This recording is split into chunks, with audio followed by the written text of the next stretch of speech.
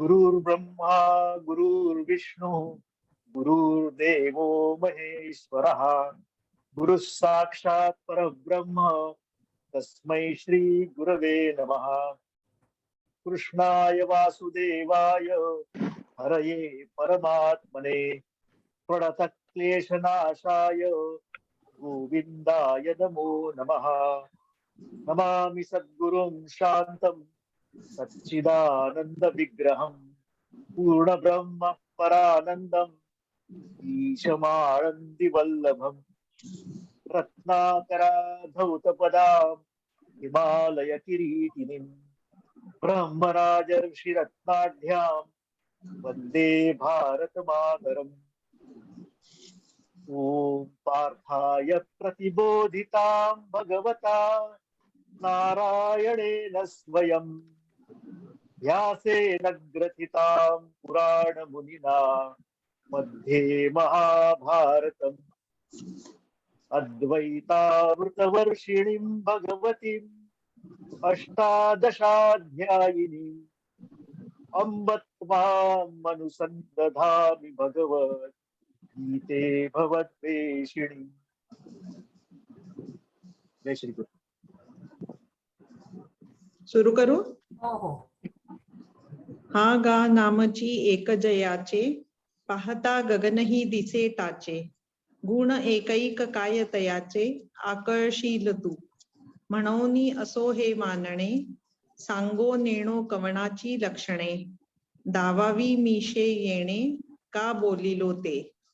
ऐके द्वैताचा ठावोची फेडी, ते ब्रह्मविद्या कीजेल उघडी. तरी अर्जुना पढिये ही गोडी, नासेल हन म्हणूनी ते तैसे बोलणे. नव्हे सपातळ आड लावणे, केले मनची वेगळवाणे भोगावया. जया सोहम भाव अटकू, मोक्ष सुखा लागोनी रंकू. तयाजिये दिठीचा झणे कळंकू, लागेल तुझिया प्रेमा. विपाये अहंभावो ययाचा जाईल, मी तेची हा जरी होईल.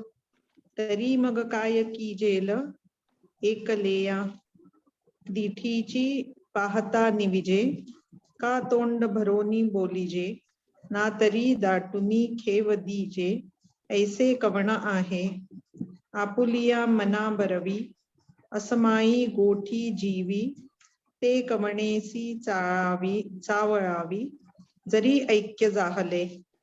या काकुळती जनार्दने, अन्योपदेशाचेनी हाताशने.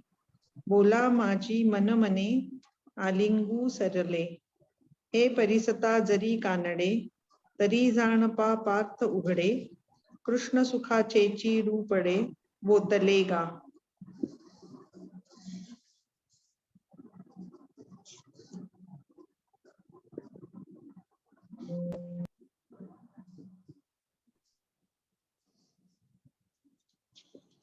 कोणी वाचायचंय? कोण वाच? कल्पना तू म्यूट आहे. वर्षा कुठे गेली? वर्षा वाचत होती ना? आहे ना, वर्षा होती आता. हो गेली. हो आहे. हा. 121 पासून. हे असो वयसीची शेवटी, जैसे एकची विये वांझोटी. मग ते मोहाची त्रिपुटी, नाचो लागे. तैसे जाहले श्री अनंता, ऐसे तरी मी म्हणता. जरी तयाचा न देखता, अतिशयो एथ. पहा नवल कैसे चोज, के उपदेशू केउते झुंज. परी पुढे वालभाचे भोज, नाचतसे आवडी आणि लाजवी. व्यसन आणि शिणवी, पिसे आणि न भुलवी. तरी ते काही म्हणून भावार्थ तो ऐसा. अर्जुन मैत्रियेचा कुवासा, की सुखे शृंगार लिया मानसा. दर्पणू तो या परी बाप पुण्य पवित्र, जगी भक्ती बीजासी सुक्षेत्र. तो श्री कृष्ण कृपे पात्र, याची लागी. हो का आत्मनिवेदना तळींची, जे पीठिका आहे सख्याची पार्थू अधिष्ठात्री तेथीची मातृका गा पासींची गोसावी न वाणिजे मग पायिकाचा गुण घेईजे ऐसा अर्जुन तो सहजे पडिये हरी पहापा अनुरागे भजे जे प्रियोत्तम मानिजे ते पतिहूनी काय न वानिजे पतिव्रता तैसा अर्जुनची विशेषे स्तवावा ऐसे आवडले मज जीवा जेतो त्रिभुवनीच्या दैवा एकाय तनू जाहला जयाचिया आवडीचे निपांगे अमूर्तुही मूर्ती आवगे पूर्णाही परिलागे अवस्था जयाची तव श्रोते म्हणती दैव कैसी बोलाची हवाव काय नादा ते हनबरव जिणोनी आली हा हो नवल दोहे देशी मराठी बोलीचे तरी ऐशी बाणे उमटता हे आकाशी साहित्य रंगाचे कैसे उन्मेखा चांदिणे तार आणि भावार्थू पडेगार हेची श्लोकार्थ कुमुदनी फार साविया होती साडची निचाडा करी ऐसी मनोरथी ये थोरी तेने विवळले अंतरी तेथ डोलू आला ते निवृत्तीदासे जाणीतले मग अवधान द्या म्हणितले नवल पांडव कुळी पाहले कृष्ण दिवसे देवकिया उदरी वाहिला यशोदा या सायासे पाळिला ही शेखी उपेगा गेला पांडवांसी म्हणून बहुदिवस ओळगावा का अवसरू पाहोनी विनवावा हाही सोसू तया सदैवा पडेचिना हे असो कथा सांगे वेगी मग अर्जुन म्हणे सलगी देवा ये संत चिन्हे अंगी न ठकती माझ्या एरवी या लक्षणाची या निजसारा मी अपाडे खीर अपुरा परी तुमचे मी बोले अवधारा थोरावे जरी जे तुम्ही चित्त देयाल तरी ब्रह्म मिया होईजेल काय जहाले अभ्यासिजेल सांगाल जे हा हो नेणो कवनाची कहाणी आई कोणी श्लाघिचल असो अंतःकरणी ऐसी जाहलेपणाची शिरयाणी कायसी देवा हे आगे म्या होई जो का ये तुले गोसावी आपुलेपणे की जो का तव हा सोनी श्रीकृष्ण हो का करू म्हणती देखा संतोषू एक न जोडे तवची सुखाचे सैग साकडे मग जोडलिया कवणीकडे अपुरे असे तैसा सर्वेश्वरू बळिया सेवके मनोनी ब्रह्म ही होय तो कौतुके परी कैसा भारे आतका पिके दैवाचे मी जो जन्म महासहस्त्राचियासाठी इंद्रादिकाही महागु भेटी तो आधुनिक केतुला किरीटी जे बोलूही न साहे मग ऐका जे पांडवे म्हणितले म्या ब्रह्म होआवे ते एशेषही देवे अवधारिले तेथ ऐसेची एक विचारिले जे या ब्रह्मत्वाचे डोहळे जाहले परी उदरा वैराग्य आहे आले बुद्धीची या एरवी दिसत तरी अपुरे परी वैराग्य वसंताचे निभरे जे सोहम भाव महुरे मोडोनी आला मनोनी प्राप्ती फळता यासी वेळू न लागेल आता होय विरुक्तू ऐसा अनंता भरवसा जाहला म्हणे जे जे हा अधिष्ठिल ते आरंभीच यया फळेल म्हणून सांगितला न वचेल अभ्यासू वाया ऐसे विवरोनिया श्रीहरी म्हणितये तिये अवसरी अर्जुना हा अवधारी पंथराजू तेथ प्रवृत्ती तरुचा बुडी दिसती निवृत्ती फळाची या कोडी जिये मार्गीचा कापडी महेशु आजूनी पै योगी वृंदे वहिली, आडवी आकाशी निघाली, की तेथ अनुभवाच्या पाऊली धोरणू पडिला. तीही आत्मबोधाचे उजुकारे, धाव घेतली एकसरे, की येर सकळ मार्ग निदसुरे सांडूनिया. पाठी महर्षी येणे आले, साधकांचे सिद्ध जाहले, आत्मविद थोरावले येणेची पंथे. हा मार्गू जई देखिजे, तई तहान भूक विसरिजे, रात्री दिवसू नेणिजे वाटे ये. चालता पाऊल जेथ पडे, तेथ अपवर्गाची खाणी उघडे, आम्हा टलिया तरी जोडे स्वर्ग सुख. निगजे पूर्विलिया मोहरा, की येईजे पश्चिमेचिया घरा, निश्चळपणे धनुर्धरा चालणे येथीचे. येणे मार्गे जया ठाया जाईजे, तो गावो आपणची होईजे, हे सांगे काय सहजे जाणसी तू. यानंत श्रुती मंत्र शक्ती महती ब्रह्मात्म विद्यावती, या सूत्रोदित शास्त्र पद्धतिरति प्रद्योर्तितांतर्द्युतिः, या सत्काव्यतति प्रसादितमतिर्नाना गुणालंकृतिः, सा प्रत्यक्ष सरस्वती भगवती मांत्रायतां भारती.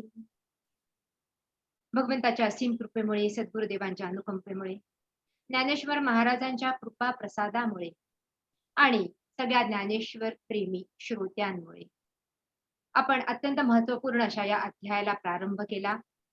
आत्मसंयम योग किंवा अभ्यास योग. भगवद्गीता मुख्यत्वे करून 4 पाकळ्यांचं जर एक पुष्प आहे असं आपण म्हटलं, तर त्यामध्ये कर्मयोग, राजयोग, भक्तियोग आणि ज्ञानयोग अशा त्याच्या 4 पाकळ्या ज्या एकमेकांमध्ये गुंफल्या आहेत. त्यातला कर्मयोग आपण थोडासा बघितला. मयि सर्वाणि कर्माणि संन्यस्याध्यात्म चेतसा, निराशीर निर्ममो भूत्वा युद्ध तरी उचित कर्मे आपली तुवा करून मज अर्पावी, चित्तवृत्ती विन्यासावी आत्मरूपी. ज्ञानेश्वर महाराज म्हणतात ती कर्म करायची आणि त्या ईश्वराला किंवा त्या सृष्टीकर्त्याला अर्पण करायची. कर्मयोग झाला, त्याच्यातनं फळाची अपेक्षा करायची नाही. फळ जे येईल ते प्रसाद स्वरूपाने ग्रहण करायचं. ज्ञानयोग हळूहळू बुद्धीला सूक्ष्म करत करत त्या सूक्ष्म आत्मतत्वापर्यंत जाऊन पोहोचायचं. प्रकृती आणि पुरुष या दोघांच्या संगमाने कसं कार्य चाललंय आणि स्थूल आणि सूक्ष्म आणि त्या सूक्ष्म अशा आपल्या त्या स्वरूपापर्यंत जाऊन पोहोचायचं. भक्तियोग म्हणजे भगवंताशी प्रेमाने आलिंगन देऊनच राहायचं आणि त्या भक्तीतून म्हणजे ज्याला आपण असं म्हणू शकतो की अनकंडिशनल प्रेम, अनकंडिशनल असं प्रेम, त्या भक्तीच्या साठी दुसरं काही त्याच्याकडनं मागायचं सुद्धा नाही. ज्याप्रमाणे संत महात्म्यांनी ते प्रेम केलं तो भक्तियोग आहे. आणि हा जो आपण आता अभ्यासतोय तो राजयोग आहे.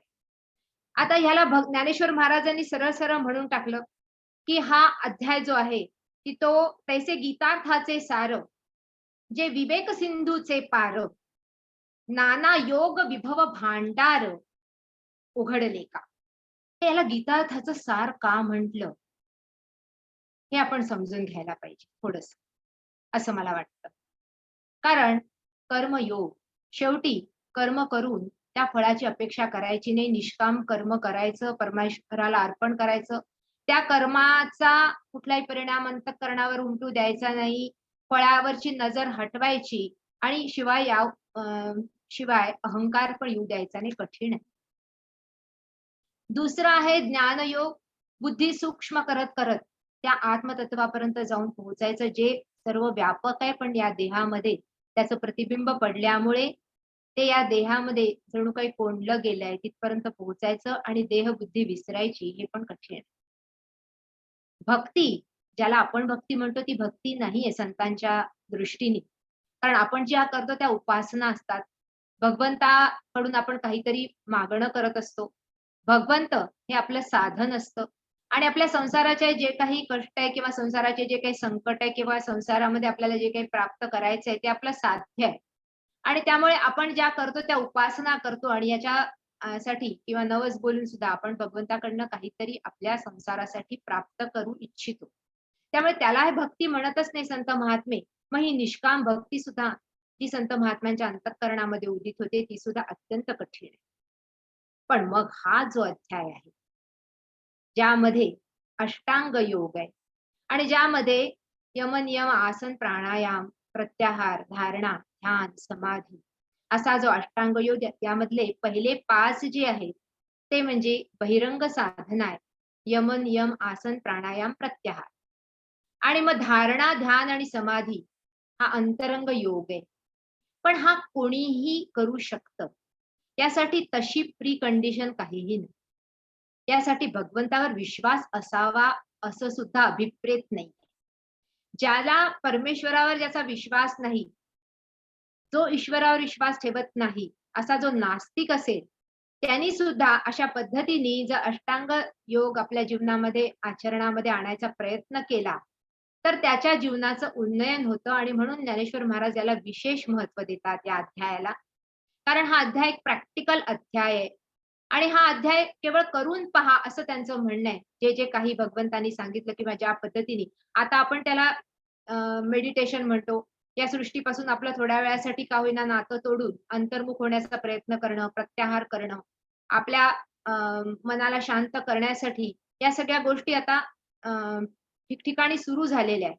पण त्याच बरोबर ज्या पद्धतीने पतंजली मुनींनी सांगितल्या किंवा ज्या पद्धतीने भगवंतांना इथे अभिप्रेत आहे किंवा ज्ञानेश्वर महाराजांना अभिप्रेत आहे, तर त्या पद्धतीने केल्यानंतर नक्कीच मनुष्याच्या जीवनाचं उन्नयन होतं आणि म्हणून याला ते म्हणतात की हा जो अध्याय आहे तो गीतार्थाचे सार, योग विभव भांडार आणि जणू काही त्यांनी याच्यामध्ये म्हटलं विवेक सिंधूचे पार. जणू काही मंथन करून मग त्या आत्मानात्म अशा विचारात मध्ये बरोबर ती अनात्म व्यवस्था दूर करून त्या आत्मतत्वापर्यंत पोहोचायचं हे सांगणारा हा अध्याय आहे. पण हा अध्याय ज्ञानेश्वरीमध्ये कठीण होऊन जातो कारण पुढे आपल्याला कुंडलिनीचं वर्णन या अध्यायामध्ये येतं. पण तरी देखील महत्वाचे श्लोक या अध्यायामध्ये जे येतात गीतेमध्ये त्यातला एक श्लोक मागच्या वेळात झाला आपला उद्धरेदात्मनात्मानं नात्मानं अवसादयेत आत्मैव ह्यात्मनो बंधुरात्मैव रिपुरात्मना. मनुष्याने आपला उद्धार स्वतःच केला पाहिजे. नात्मानम अवसादयेत त्यांनी त्याला स्वतःला अधोगतीला नेऊ नये. कारण मनुष्यच मनुष्याचा मित्र आहे आणि मनुष्यच मनुष्याचा शत्रू आहे. तो जर अधोगतीला स्वतःला नेईल तर तो स्वतःच देईल. म्हणून एक तर ह्यामध्ये 2 अर्थ अभिप्रेत आहे की कुणीतरी येऊन माझा उद्धार करावा. ही धारणा मनुष्याने ठेवू नये असं सरळ सरळ भगवंत म्हणतात. प्रत्येकाने आपला उद्धार आपण स्वतःच केला पाहिजे आणि तो उद्धाराचा मार्ग आपण चोखाळला पाहिजे. आता हा उद्धार करत असताना कोणत्या स्तरावरचा उद्धार अभिप्रेत आहे तर आपण ज्या ज्या स्तरावर आपण जीवन जगतो आणि आपण मागच्या वेळेस पहिला आत्मसंयम योग किंवा अभ्यास योग असं या अध्यायाचा नाव आहे. पण आत्मा या शब्दाचा अर्थ संस्कृतमध्ये शरीराच्या स्तरावर, मनाच्या स्तरावर, इंद्रियांच्या स्तरावर, बुद्धीच्या स्तरावर आणि आत्मतत्वाच्या स्तरावर सगळ्या स्तरांवर वापरला जातो. म्हणजे याचा अर्थ काय? उद्धरेद आत्मनात्मानं नात्मानं अवसादयेत आत्मैव ह्यात्मनो बंधुरात्मैव रिपुरात्मना. मनुष्याने आपला उद्धार या सगळ्या स्तरांवर करणं गरजेचं आहे. कारण ज्याप्रमाणे आपण आत्मतत्व आहे त्याप्रमाणे आपण देहही आहे. क्षेत्रज्ञांचापि माम विद्धी सर्व क्षेत्रेषु भारत असं ज्यावेळी भगवंत 13व्या अध्यायात म्हणतात की क्षेत्रज्ञ मी आहे. म्हणजे तो जाणणारा किंवा ते जे सूक्ष्म चैतन्य तत्व मी आहे. क्षेत्रज्ञम चापि माम विद्धी, क्षेत्रज्ञ सुद्धा मी आहे. याचा अर्थ हे क्षेत्र म्हणजे हा देह सुद्धा परमात्म्याचाच आहे. त्याच्याकडनंच आपल्याला प्राप्त झालाय आणि आपण ह्याच्यातलं कुठलीही गोष्ट आपण स्वतः निर्माण केलेली नाहीये. आणि त्यामुळे हे जे सृष्टीकडून आपल्याला मिळालेलं आहे ह्याचं उन्नयन करणे किंबहुना याला प्रगतीकडे नेणं हे गीतेला अभिप्रेत आहे. आणि म्हणून जसं आपण विमानाचा प्रवास करताना म्हणतात ना की स्वयं की सुरक्षा स्वयं करे. पहिल्यांदा दुसऱ्यांचं हे पाहण्याआधी ची सुरक्षा करा. पहिल्यांदा स्वतःचा उद्धार करा आणि मग तुम्ही तुमच्या जीवनासाठी स्वतःच जबाबदार आहात. हा दृष्टिकोन तुम्हाला तुमच्या मनामध्ये उदित होईल. बघा, दोन दृष्टिकोन आहेत. एक दृष्टिकोन असा आहे की माझ्या अपयशासाठी दुसरे कोणीतरी जबाबदार आहे. पण जेव्हा आपण दुसऱ्याकडे एक बोट दाखवतो तेव्हा 5 बोटं 4 बोटं आपल्याकडे येतात. कारण कुठे ना कुठेतरी आपण स्वतःच्या प्रत्येक जीवनाच्या टप्प्यावर, प्रत्येक जीवनाच्या याच्यावर आपण स्वतःच्या प्रगतीसाठी किंवा अधोगतीसाठी जबाबदार असतो. आणि त्यामुळे अत्यंत महत्त्वाचा संदेश इथे भगवंत देतात. आणि मग आपण स्वतःचा उद्धार करायचा या सगळ्या स्तरांवर. हे बघा, दुसऱ्याला दोष देणं खूप सोपं असतं. एकदा शारदा मातेंना एका भगिनीने प्रश्न केला. त्यांच्याकडे येणारी साधिका होती की माँ, इतने दिन से मैं साधन कर रही हूँ, इतने दिन से साधन कर रही हूँ, भक्ति कर रही हूँ, लेकिन मन की अशांति जाती नहीं, मन अशांत रहता है. शारदा मातेनी तिला एका वाक्यामध्ये उत्तर दिलं. शारदा माता तिला म्हणते की देखो बेटा, दूसरों के दोष देखना बंद कर. दुसऱ्यांचे दोष पाहण्याची एक जी आपली काकदृष्टी निर्माण होते आणि त्यानंतर आपलं मन अशांत होतं. संत महात्मे आपल्यामधले दोष बघतात आणि आपल्यातले हे तण काढायचा प्रयत्न करतात. बुरा देख न मैं चला, बुरा न मिलिया कोय, जो तन झाका आपना, मोसे बुरा न कोय, कबीरजी म्हणून गेले. आणि म्हणून अशा पद्धतीने संत महात्मे स्वतःमधले तण काढतात. ज्ञानेश्वर महाराज म्हणतात, ऋणू झुणू रे भ्रमरा, सांडी तू अवगुणू रे भ्रमरा. ज्ञानेश्वर महाराजांना सुद्धा म्हणावंच वाटतं. 9000 ओव्या लिहिल्यानंतर आपल्या मनाला त्या भ्रमराची उपमा देऊन ते म्हणतात की तुझे सगळे जे अवगुण आहे ते तू सोड. आणि हे सांगणारा जो अध्याय की उद्धरेत आत्मनात्मान किंवा बंधुरात्मा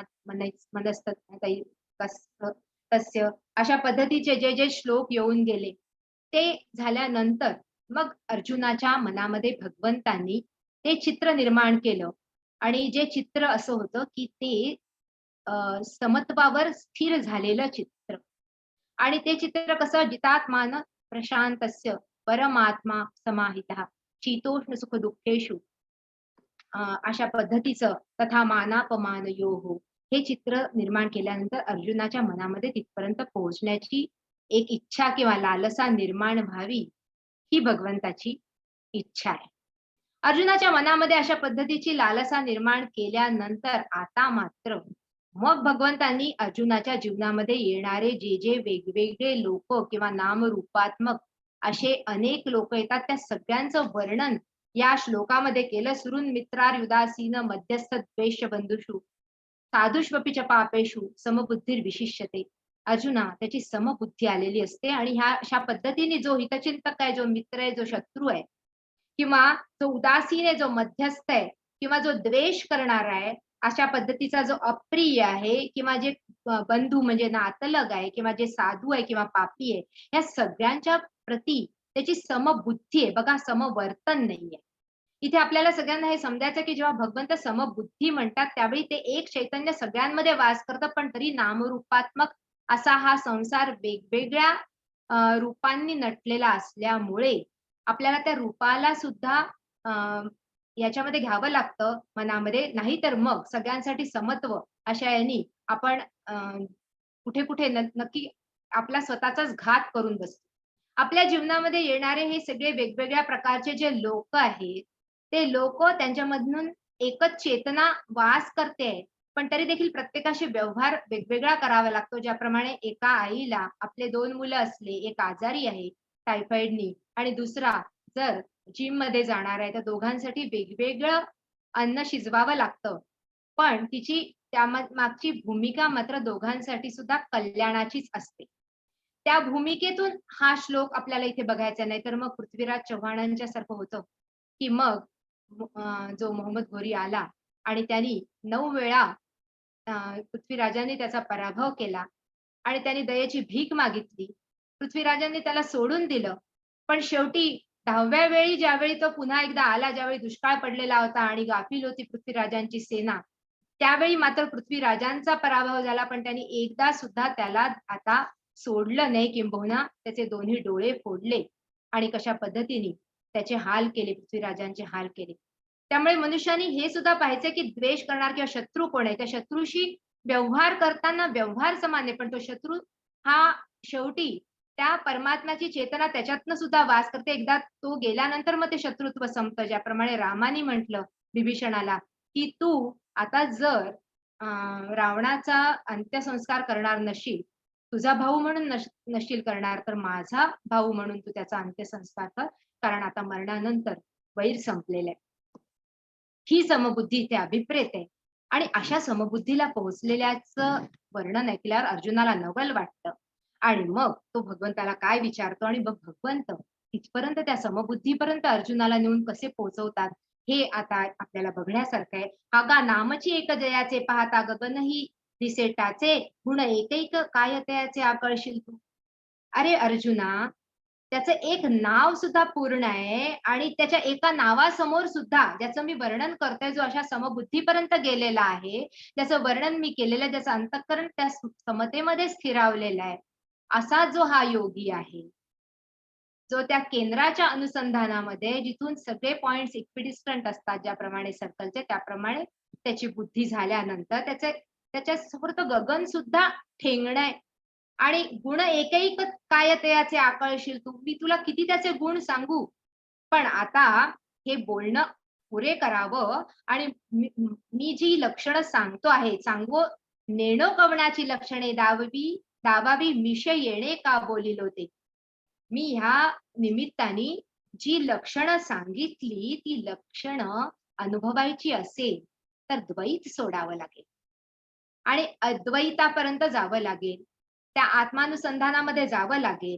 आणि आता जर अर्जुनाचं ते द्वैत सोडलं, तर भगवंत आपल्या मनामध्ये विचार करतायत की आता जर मी याचं द्वैत मोडलं आणि याला त्या अद्वैत समाधी अवस्थेपर्यंत नेऊन पोहोचवलं, तर मग या धर्म संस्थापनेमध्ये कार्य करणारा कोण राहील, ज्याच्याशी मी माझ्या मनातलं सांगू शकीन असा कोण असेल, त्याला मी आलिंगन देईन असा माझ्यासमोर माझा भक्त कोण असेल.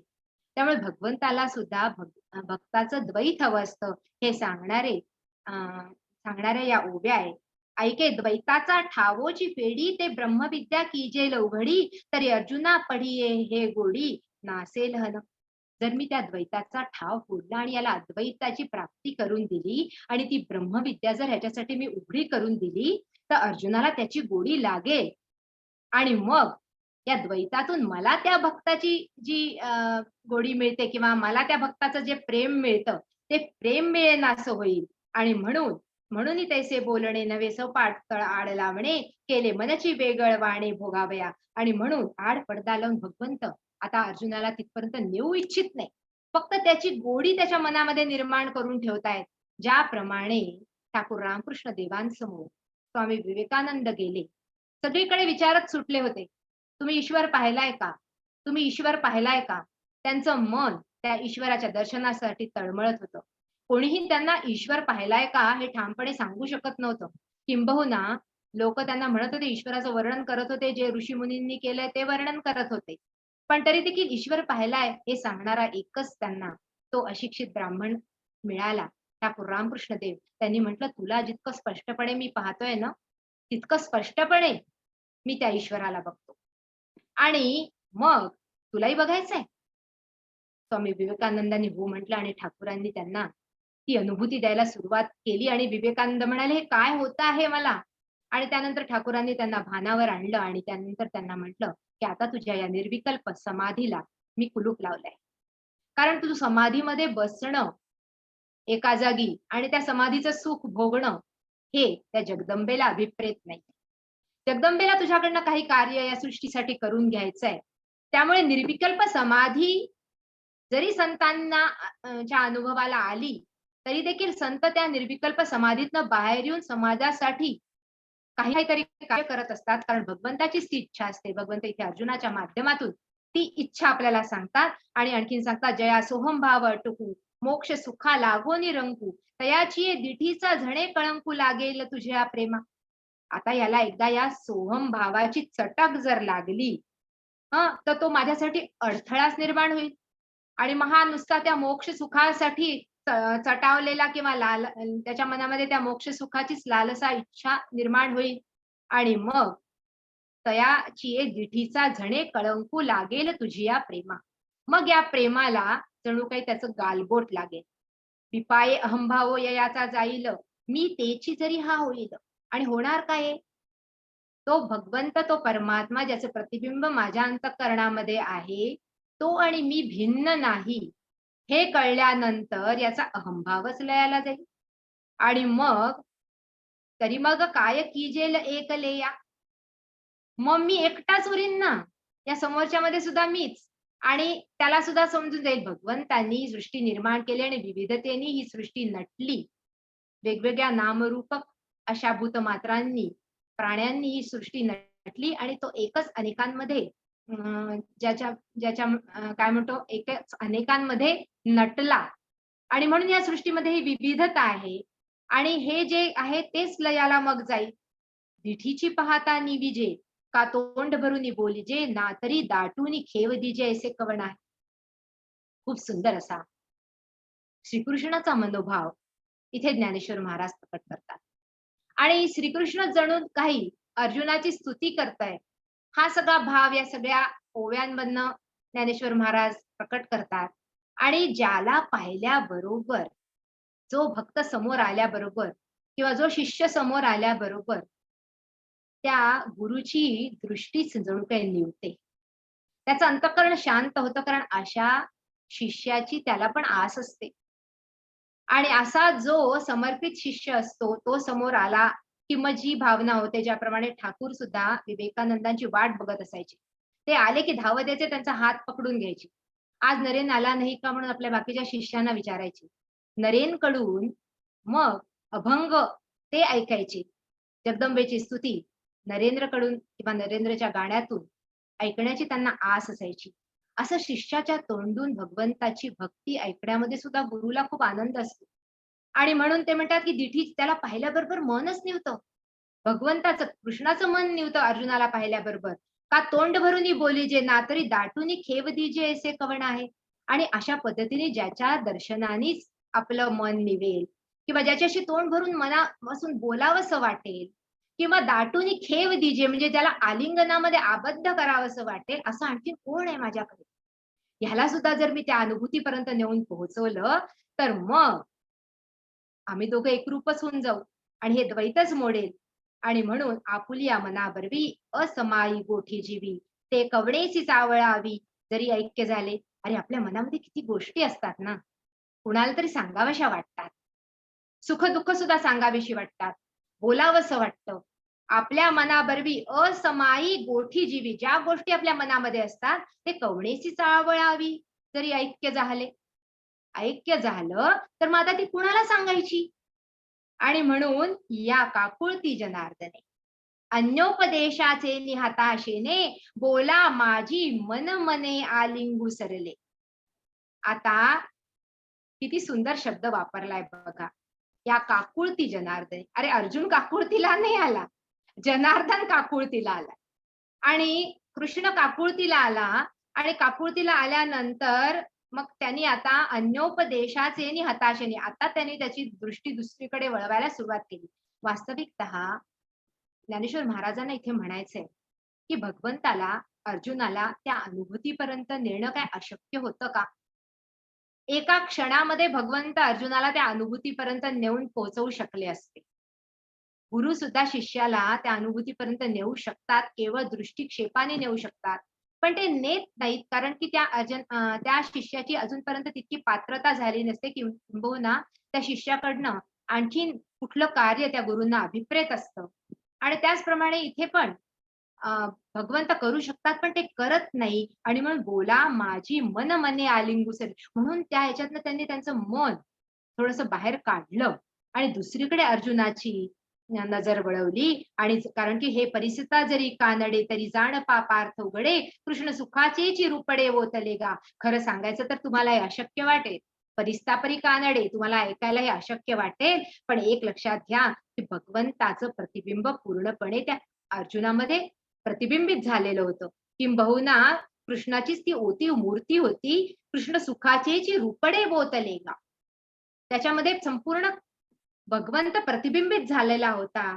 तरी देखील भगवंतानी ते जे द्वैत आहे ते द्वैत तसंच ठेवलं, नाहीतर कसं झालं असतं हे पुढच्या ओळीमध्ये येतं. हे असो वयसे ठिये शेवटी जैसे एकची विये बांझोटी, मग ते मोहाची त्रिपुटी नाचो लागे. खूप दिवसांनी एखाद्या बांझ स्त्रीला ज्यावेळी मूल होतं, अनेक वर्षांनी, खूप वर्षाची आराधना केल्यानंतर, खरं सांगायचं तर इथे त्या स्त्रीचं जे रूपक सांगतात ज्ञानेश्वर महाराज ते म्हणजे एखाद्या साधकाला किंवा साधकाने अनेक वर्ष साधना केल्यानंतर जी त्रिपुटी त्याच्या मनामध्ये येते, ती त्रिपुटी कोणती आहे? त्याला म्हणतो आपण की ज्ञेय, ज्ञान आणि ज्ञाता. जो जाणणार आहे तो ज्ञाता, जे जाणून घ्यायचंय ते ज्ञेय, आणि त्याचं जे होणार आहे ते ज्ञान. ही ती त्रिपुटी आहे, ज्ञाता, ज्ञेय आणि ज्ञान. आणि ही त्रिपुटी यायला खूप दिवस लागतात. त्यांनी इथे एक सुंदर रूपक किंवा उपमा दिली की ज्याप्रमाणे एखाद्या स्त्रीला खूप वर्षांनी मूल झाल्यानंतर मग ती स्त्री, ते मूल आणि त्या मुलाबद्दल वाटणारं प्रेम हे तिन्ही एकरूपच होऊन जातात. आता ती एकही क्षण त्या मुलाला बाजूला ठेवू शकत नाही, किंबहुना तिच्या अंतःकरणातनं ते मूल अंतर्धान पावतच नाही. त्या मुलाशी अनुसंधान इतकं होतं त्या आपल्या छोट्याशा बाळाशी की जणू काही ती त्या बाळाशी एकरूप होऊन जाते. तशी याची अवस्था होईल. तैसे झाले श्री अनंता, तरी ऐसे तरी मी न म्हणता, जरी त्याचा न देखता अतिशयो येथ. तसं या श्री अनंताला इथे झालं आणि त्याला वाटलं या अर्जुनाशी आपण एकरूप व्हावं, पण तरी देखील ते एकरूप होणं त्यांनी तिथे टाळलं. आणि मग इथे सुद्धा ज्ञानेश्वर महाराज आणखी सुंदर वर्णन करतात. ते वर्णन सोडून पुढे जावंसं वाटत नाही. पहा पा नवल कैसे चोज, हे उपदेशू केऊ ते झुंज, परी पुढे वालभाचे भोज नाचत असे. ते म्हणतात हे नवलच बघा ना, की इथे इतकं मोठं युद्ध समोर उभं टाकलंय, तरी भगवंत अर्जुनाला उपदेश करतायत आत्मज्ञानाचा. प्रत्यक्ष कुरुक्षेत्रावर संघर्षपूर्ण परिस्थितीत भगवद्गीतेचा मुख्य जो गाभा आहे ना, तो जीवनाच्या संघर्षपूर्ण परिस्थितीमध्ये सुद्धा आपण त्या आत्मज्ञानाची प्राप्ती करू शकतो. हे भगवद्गीता आपल्याला जे अभिवचन देऊ इच्छिते ना, तो आहे. त्यासाठी आपली जागा आपल्याला सोडायची नाही. आपण जिथे आहे तिथूनच आपल्याला ते प्राप्त होणार आहे आणि त्या संघर्षपूर्ण परिस्थितीमध्ये सुद्धा आपण ते प्राप्त करून घेऊ शकतो. आणि म्हणून भगवंत इथे अर्जुनाला आता आपलं हृदय जणू काही उघडं करून दाखवतात आहे आणि ते सांगण्याची त्यांच्या मनामध्ये आवड आहे. पण ती आवड असणं आणि ते सांगायची लाज वाटणं किंवा व्यसन असणं आणि मग शीण वाटणं किंवा एखाद्याचं वेड लागणं, तरी त्याच्यामध्ये भुलून न जाणं, हे काही कधी शक्य आहे का? आवडी आणि लाजवी, व्यसन आणि शिणवी, पिसे आणि न भुलवी, तरी त्याची काय? अरे सांगायची आवड आहे पण त्याची सांगायची लाज वाटते, आणि त्याचं व्यसन आहे पण तरी देखील शीण वाटतोय. जे व्यसन आहे ते व्यसन अंगीकारायला, किंवा त्याचं वेड लागलंय आणि त्याने भुलवलं नाही, असं कधी होईल का? म्हणून भावात तो ऐसा अर्जुनो मैत्रेयीचा कुवासा, की सुखे शृंगार लिया मानसा दर्पण होतो. फार सुंदर असं उदाहरण देतात, दृष्टांत देतात. ज्याप्रमाणे आपण जर खूप अलंकाराने नटलो, खूप सुंदर शृंगार केला आणि नटल्या थटल्यानंतर पहिल्यांदा काय करावं असं वाटतं? पहिल्यांदा दर्पणामध्ये, आरशामध्ये आपलं प्रतिबिंब बघावंसं वाटतं. आणि प्रत्येकालाच हे वाटतं, प्रत्येक मनुष्याला. त्याचप्रमाणे हा अर्जुन असा आहे की भगवंताचं जे अंतरंग ज्ञानाने शृंगारलेलं आहे, तो शृंगार अर्जुन रूपी दर्पणामध्ये बघण्याची भगवंताची इच्छा आहे. आणि भगवंताचं ज्ञान जोपर्यंत त्या अर्जुन रूपी दर्पणामध्ये प्रतिबिंबित होणार नाही, तोपर्यंत भगवंताला आपलं रूप त्या अर्जुनामध्ये बघण्याचं समाधान सुद्धा मिळणार नाही. जणू काही भगवंत अर्जुनामध्ये आपलं रूप पाहू इच्छित आहेत, आपलं ज्ञान पाहू इच्छित आहेत, असं ज्ञानेश्वर महाराज इथे सांगतात. आणि अर्जुनाला ही कृपा का प्राप्त होते? का बरं अर्जुन अशा कृपेसाठी पात्र झाला? या परी बाप पुण्य पवित्र जगी भक्ती बीजासी सुक्षेत्र, तो श्रीकृष्ण कृपे पात्र याची लाज. दोन विशेषण इथे देतात ज्ञानेश्वर महाराज. हे दोन विशेषण म्हणजे बाप पुण्य पवित्र, एक तर त्याच्या गाठीला पुण्य आहे, आणि दुसरं तो निष्पाप आहे, तो पवित्र आहे, तो पावन आहे, तो अनघ आहे, तो अनसूय आहे. त्याप्रमाणे भगवंत सुद्धा ठिकठिकाणी गीतेमध्ये अर्जुनाचं हे वर्णन करतात. इदंतु ते गुह्यतमं प्रवक्ष्याम्यनसूयवे. तू अनसूय आहे म्हणून तुला मी गुह्यतम सांगतो.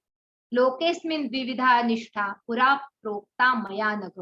तू अनघ आहे म्हणून तुला मी आता हे दोन मार्ग कोणते आहे ते सांगतो. तू निष्पाप आहे, तू अनघ आहे आणि हे दोन विशेषण आहे. आणि भक्ती बीजासी सुक्षेत्र, भक्तीचं बीज रोपित करण्यासाठी याच्या अंतःकरणाचं जे क्षेत्र आहे ना ते सुक्षेत्र आहे. अगदी ती भूमी योग्य आहे हे बीज रोपित करण्यासाठी. आणि म्हणून श्रीकृष्ण कृपे पात्र याची लागी, म्हणून तो या कृष्णाच्या कृपेसाठी पात्र झाला. पासीची गोसावी न वर्णिजे, मग पायिकाचा गुण घेईजे, ऐसा अर्जुनू तो सहजे पडिये हरी. फार सुंदर असं उदाहरण देतात. ज्ञानेश्वर महाराज म्हणतात की पासीची गोसावी न, गोसावी म्हणजे प्रत्यक्ष भगवंत जो आहे त्याचं वर्णन करावंसं वाटत नाही, पण पायिकाचा गुण घेईजे, पण हा पायिक जो सेवक आहे ना त्याचा गुण मात्र घेण्यासारखा आहे, की ज्याचं सारथ्य भगवंताला करावंसं वाटतं. आपण आपल्या जीवनामध्ये भगवंत नाही होऊ शकत, पण आपण आपल्या जीवनामध्ये अर्जुन होऊ शकतो. हे भगवंताला ज्ञानेश्वर महाराजांना इथे सांगायचंय. अहो अर्जुनाची पांती परिस्न्या जे योग्य होती, ती या कृपा करून संती अवधान द्यावे, असं ज्यावेळी ज्ञानेश्वर महाराज म्हणतात ते अर्जुनाच्या पंक्तीमध्ये बसण्यासाठी जे योग्य आहे किंवा ज्यांची इच्छा आहे त्यांच्यासाठी म्हणतात. आणि त्यांनी अवधान द्यावं असं म्हणतात. ज्यांच्या हातामध्ये भगवद्गीता येते, ज्यांच्या हातामध्ये ज्ञानेश्वरी येते, त्यांना भगवंतच निवडतात. आणि किंबहुना त्यांचं पान जरी अर्जुनाच्या पंक्तीमध्ये खूप शेवटी असलं तरी वाढायला मात्र भगवंत तिथपर्यंत येणार आहेत. कारण समर्थाची पंक्ती भोजने तळिल्या वरिल्या एकची पक्वान्नी. आपण पहिलेच पाहिलं की सहज ब्रह्मरसाचे पारणे केले अर्जुना निमित्ते नारायणे, तेथ अवसरोचित पाहुणे पातलो आम्ही, असं ज्ञानेश्वर महाराज म्हणतात. आणि हे पारणं जे ब्रह्मविद्येचं आहे तिथे वाढायला येणारे भगवंत आहे. अर्जुनाच्या पंक्तीमध्ये बसल्यानंतर आणि ज्या दिवशी समर्थांच्या घरी असं पंक्ती भोजन असतं त्यावेळी जे काही पक्वान्न केलेले असतात ते सगळे पक्वान्न त्या दिवशी तिथे जे जे लोक येतात जेवायला त्या सगळ्यांना ती सगळी पक्वान्न वाढली जातात. आणि त्याचप्रमाणे भगवंता आता ह्या ब्रह्मविद्या जे पारणा रूपाने अर्जुनाला वाढतात ते अर्जुनाच्या पंक्तीमध्ये बसलेल्या शेवटचं पान असलेल्या सुद्धा मिळणार आहे. आणि म्हणून त्याचा गुण घ्यावा. पहापा अनुरागे भजे जे प्रियोत्तमे मानिजे, ते पतीहून काय न बानिजे पतिव्रता. अरे पती, त्या पतीचा अनुराग प्राप्त करणारी जी पतिव्रता आहे, जी त्या पतीची सेवा करते निरंतर, ज्ञानेश्वर महाराज म्हणतात की त्या पतिव्रतेचं चिंतन केलं पाहिजे, तिचं भजन केलं पाहिजे, तिचे गुण घेतले पाहिजे. पतीचं चिंतन करायची आवश्यकता नाहीये. त्यामुळे भगवंताचं इथे ज्ञानेश्वर महाराजांनी सरळ सरळ म्हटलेलं आहे की आपल्यासाठी भगवंताचे गुण घेणं कठीण आहे, पण अर्जुनाचे गुण घेणं खूप सोपं आहे. आणि म्हणून खूप सुंदर ओवी पुढची येते. तैसा अर्जुनाची विशेषे स्तवावा, ऐसे आवडले मज जीवा, जे तो त्रिभुवनीचिया दैवा एकाय तनु जाहला. म्हणून मला तर असं वाटतं, ज्ञानेश्वर महाराज म्हणतात की भगवंताचं स्तवन करण्यापेक्षा अर्जुनाचं स्तवन करणं जास्त योग्य होईल. कारण त्रिभुवनत्वाचं भाग्य अर्जुनाला लाभलं, किंबहुना अर्जुनाच्या निमित्ताने भगवंताच्या मुखारविंदातून हे शाश्वत ज्ञान प्रस्फुटित झालं. तो अर्जुन कसा असेल जो या संपूर्ण त्रिभुवनाचा आश्रय झाला. आणि म्हणून जयाची आवडीची निपांगे अमृतू ही मूर्ती आवगे, पूर्ण ही परी लागे अवस्था जयाची. अरे ज्याच्यासाठी हा अमूर्त आहे ना तो मूर्त होऊन सारथ्य करतोय, ज्याच्यासाठी हा निर्गुण निराकार परमात्मा आहे ना तो सगुण साकार रूपामध्ये आलेला आहे, असा जो अर्जुन आहे त्या अर्जुनाचं विशेष स्तवन करायला पाहिजे.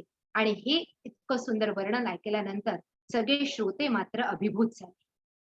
ज्ञानेश्वर महाराजांसमोरचे सगळे श्रोते इतके ज्ञानी असून सुद्धा, ज्ञानेश्वर महाराज केवळ 17-18 वर्षाचे असून सुद्धा त्यांच्या समोरच्या सगळ्या श्रोतांचं अंतःकरण कसं जिंकायचं हे ज्ञानेश्वर महाराजांकडनं शिकायला पाहिजे. आणि म्हणून श्रोत्यांच्या अंतःकरणामध्ये उमटलेले जे भाव आहे ते पुढच्या याच्यामध्ये ज्ञानेश्वर महाराजांनी प्रकट केले. ते म्हणतात, तव श्रोते म्हणती दैव कैशी बोलाची हवा व, काय नादा ते हन बरव जिणोनी आली. श्रोते म्हणती, अरे काय सुंदर बोलतोयस, काय सुंदर वर्णन करतोयस तू. हे वर्णन असं नुसतं ऐकावंसच वाटतंय. आमचं आज भाग्य विशेष फळाला आलेलं आहे. आणि कैसे उन्मेष चांदिणे तार आणि भावार्थू पडे गार, हेची श्लोकात कुमुदिनी फार साविया होती. हे जणू काही उन्मेषाचं चांदण पसरलं. दादांच्या सुबोध ज्ञानेश्वरीमध्ये ह्याच ओव्या कशा सहजतेने आपल्याला कळतात, त्याची फक्त एक तुम्हाला थोडीशी झलक दाखवायची मला इथे इच्छा होती. बघा, कैसे उन्मेष चांदणे तार आणि भावार्थू पडे गार,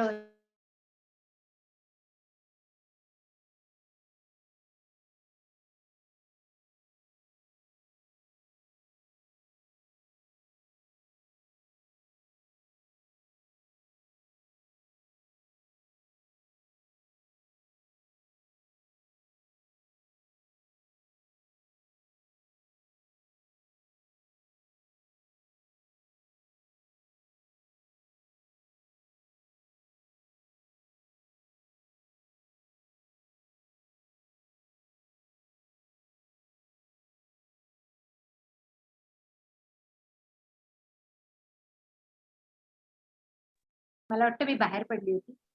आणि अशा पद्धतीने म्हणून मी फक्त तुमच्या दोन ओव्या याच्याकडे लक्ष वेधलं, की ज्याप्रमाणे उन्मेष चांदणे म्हणजे उन्मेषाचं चांदण, नवोन्मेष शालिनी जिला प्रतिभा म्हणतात, त्या प्रतिभेचं चांदण पसरल्यानंतर मग कशा पद्धतीने ही चंद्रविकासी कमल उमलतं आणि मग त्या प्रतिभेच्या चांदण्याचा आस्वाद घेतं. त्याचप्रमाणे या सगळ्या श्रोत्यांचं इथे झालंय. आणि चाडची निचडा करी म्हणजे त्यांच्या वासना ज्या आहे ना, चाड म्हणजे वासना किंवा इच्छा, त्या वासना इच्छा निचाडा करी. कसं आहे प्रतिभेचं चांदण? अंतःकरणातल्या सगळ्या वासनांचं शमन करणार आहे, त्या वासनांना निर्वासन करणार आहे. ऐसी मनोरथे ये थोरी विबळले अंतरी. ते आणि म्हणून तिथे हे सगळे श्रोते आता निर्वासन होऊन त्यांच्या सगळ्या वासनांचं शमन होऊन आता ते सगळे डोलायला लागले. आणि मग निवृत्तीदास म्हणजे ज्ञानेश्वर महाराजांनी त्यांना म्हटलं की आता माझ्याकडे लक्ष द्या. आता बघा, इतके सुंदर अशा ओव्या आहे म्हणून पुढे जावंसं वाटत नाही. एक दोन ओव्या करून इथे समापन करते, की देवकी या उदरी वाहिला यशोदा सायासे पाळीला, का शेखी उपेगा गेला पांडवासी. फार सुंदर असं ज्ञानेश्वर महाराज वर्णन करतात. म्हणतात देवकीच्या उदरी यांनी जन्म घेतला बघा श्रीकृष्णाने. पाळला कोणी याला? तर यशोदा सायासे पाळीला. खूप कष्टाने यशोदानी त्याचा प्रतिपाळ केला, कारण कृष्णाच्या लीला आपल्याला सगळ्यांना माहित आहे. पण कोणाच्या उपयोगाला आला? पांडवांच्या. थोर महात्म्यांचं जीवन असं असतं. जन्म जिथे घेतात, जिच्या पोटी घेतात, कधी कधी तिच्या उपयोगाला येत नाही. मग सावधान ऐकल्याबरोबर, शुभमंगल सावधान ऐकल्याबरोबर समर्थ मंडप सोडून निघून जातात. 12 वर्ष तपस्या करतात. मग दासबोधाची निर्मिती करतात, कितीतरी मठांची निर्मिती करतात. आपल्या आईला शेवटी जाऊन भेटतात. आद्य शंकराचार्य मगरीने पाय धरल्यानंतर आपल्या आईला संन्यास घेण्यासाठी परवानगी मागतात आणि मग निघून जातात देशाटनासाठी. म्हणून देवकी उदरी वाहिला यशोदा सायासे पाळीला, का शेखी उपेगा गेला पांडवासी. पण मग पांडवांच्या उपयोगा आला हा. म्हणून दिवस ओळ गावा, का अवसरू पाहोनी बिनवावा, हाई सोसू तयाच देवा पडेची ना. म्हणून आता शास्त्र शिकण्यासाठी एक काहीतरी मर्यादा असते, किंवा शास्त्र शिकण्याची काही नियम असतात, किंवा इतक्या दिवसांनी हे शास्त्र शिकवावं, पहिल्यांदा हे शिकवावं, असे सगळे नियम असतात. पण भगवंताला आता असं वाटतं की आता हे नियम जे आहे आपण धाब्यावर बसवले पाहिजे. आता आपण अर्जुनाला लगेच हे सांगायला पाहिजे, हे असो कथा सांगी वेगे, मग अर्जुन म्हणे सलगे देवा ये संत चिन्हे अंगी न ठाकती माया. अरे भगवंता, वर्णन करताय तुम्ही इतक्या संत महात्म्यांचं, जे समबुद्धीकडे गेलेल्यांचं, जितात्मन प्रशांतस्य परमात्मा समाहिता, आणि माझ्या अंगी यांची चिन्हच नाही ना. मी तर आताच इथे डिप्रेशन मध्ये गेलेलो आहे, मी इथे आता शोकाकुल झालेलो आहे, कसं यावे ही चिन्ह माझ्या अंगी. एरवी या लक्षणाची या निदसरा मी आपाडे की रापुरापरी, तुमचे नि बोले अवधारा थोरावेजी. पण माझं लक्ष मात्र तुमच्या बोलण्याकडे. आणि म्हणून मी शेवटी तुमच्यावर अवलंबून आहे. हे लक्षण माझ्यामध्ये नाही, हे गुण माझ्यामध्ये नाहीये. आणि म्हणून तुम्ही मला आता तिथपर्यंत न्या, कारण माझं तुमच्या या बोलण्यावर पूर्णपणे विश्वास आहे. तुम्ही जे जे सांगाल ते मी करायला तयार आहे. जी तुम्ही चित्त दियाला तरी ब्रह्ममिया होई जेल, काय झाले अभ्यासी जेल सांगायला जा. काय अभ्यास करायचा मला लवकर सांगा. आता मला पटकन सांगा, मी करायला तयार आहे. तुम्ही जर चित्त द्याल ना, तर तुम्ही हे करू शकाल भगवंत. आणि तुम्ही मला तिथपर्यंत नेऊ शकाल. हे ऐकल्यानंतर मग कृष्ण मात्र हसला आणि म्हणाला, हे अंगे म्या होईजे येतुले गोसावी पण आपले कीजे. तव हासोनी कृष्ण हो का श्री कृष्ण हो का करू म्हणती. ते म्हणतात, अरे हा इतका चांगला विनवतोय ना, तर आता तिथपर्यंत याला नेलंच पाहिजे. अरे हो हो हो, तू जाऊन पोहोचशील नक्की तिथपर्यंत. हा होकार भगवंत देतात. इथे एक जणू काही आपण म्हणतो की भगवंत त्याला एक पॉझिटिव्ह थिंकिंग देतात, की हो तू पण जाऊन पोहोचू शकतो, तुझ्या अंगी गुण नसले तरी. तू पण जाऊन पोहोचू शकतो, तुझ्यामध्ये ते तप करण्याची क्षमता नसली तरी. तू पण जाऊन पोहोचू शकतो, जरी तुला तुझे कर्तव्य अव्हेरून कुठेही हिमालयामध्ये जाण्याची मी परवानगी देत नसलो तरी. हो हो, तुला सुद्धा हे प्राप्त होईल. आणि मग एक सुंदर असं खूप सुंदर वर्णन येतं. पण मला असं वाटतं की ते आपली वेळ आजची इथे संपते. पण त्याच्यातलं काही जे वर्णन आहे ते मी पुढच्या वेळी मात्र नक्की घेईन, कारण त्यामध्ये वैराग्य वसंताचं वर्णन आहे. एरवी दिवस तरी अपुरे, जे वैराग्य वसंताचे निभरे, जो सोहम भाव महुरे मोडोनी आला. ज्ञानेश्वर महाराज म्हणतात की अरे याच्या अंतःकरणामध्ये वैराग्याचं वसंत फुललं आहे. वैराग्यामध्ये सुद्धा कठोरपणा ज्ञानेश्वर महाराजांना अभिप्रेत नाहीये. दिवस अपुरे आहे. ते वैराग्य येण्याची अजून वेळ आलेली नाहीये. अकाली परिपक्वता याच्यामध्ये आलेली जरी असली तरी देखील वैराग्याचा वसंत फुललाय. आणि वसंतामध्ये कशी पृथ्वी नटते त्याप्रमाणे याचं अंतःकरण या प्रतिभेनी जणू काही फुलून गेलेलं आहे. आणि म्हणून त्याच्यामध्ये सोहमभावाचा मोहर आलेला आहे. वैराग्याचा वसंत ही इतकी सुंदर संकल्पना ज्ञानेश्वर महाराज देतात. आणि म्हणून ते म्हणतात की हा तिथे जाऊन पोहोचू शकतो. तो मार्ग कसा आहे असं शेवटच्या 2 श्लोकांमध्ये वर्णन करतात. निगीजे पूर्वेली या मोहरा, येई जे पश्चिमेची या घरा, निश्चळपणे धनुर्धरा चालणे येथीचे, येणे मार्गे जया ठाया जाईजे, ते गावो आपणची होईजे, हे सांगो काय सहजे जाणसी. निगीजे पूर्वेली या मोहरा. देखील हे बघा अर्जुना, तू सुरू करशील ना तो प्रवृत्तीचा मार्ग असेल, साधनेचा मार्ग आहे, कर्माच्या मार्गाने सुरू करायचं. निगीजे पूर्वे लिया मोहरा, पूर्वेकडे जाताना येईजे पश्चिमेची आघरा. प्रवृत्ती मार्गाने कर्म करत करत मग अंतिम गंतव्यापर्यंत तू पोहोचशील. निश्चळपणे धनुर्धरा चालणे येतीचे. आता चालणं आणि निश्चळपणे म्हणजे मन जसं जसं तुझं निश्चल होत जाईल तसं तसं या प्रवृत्ती मार्गामध्ये कर्म करत असताना सुद्धा या मार्गावर एकदा तू चालायला लागला तर मग मात्र तू आपोआप त्या अंतिम गंतव्यापर्यंत पश्चिमेपर्यंत जाऊन पोहोचशील. आणि येणे मार्गे जया ठाया जायचे, ते गावोचे आपण होईजे. आणि मग या मार्गाने जिथे जिथे जाशील ना तिथे तिथे आपलं स्वतःच प्रतिबिंब किंवा त्या परमात्म्याचं प्रतिबिंब पाहशील.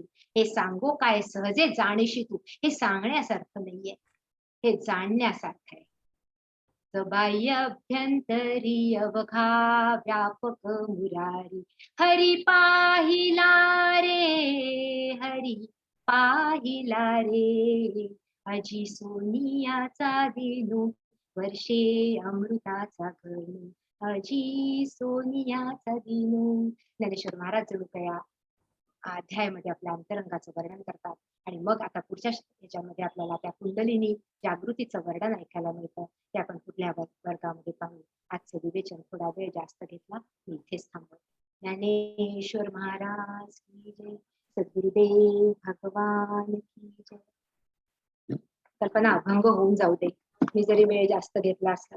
नाही, जास्त नाही घेतला मॅडम. विश्वाचे यात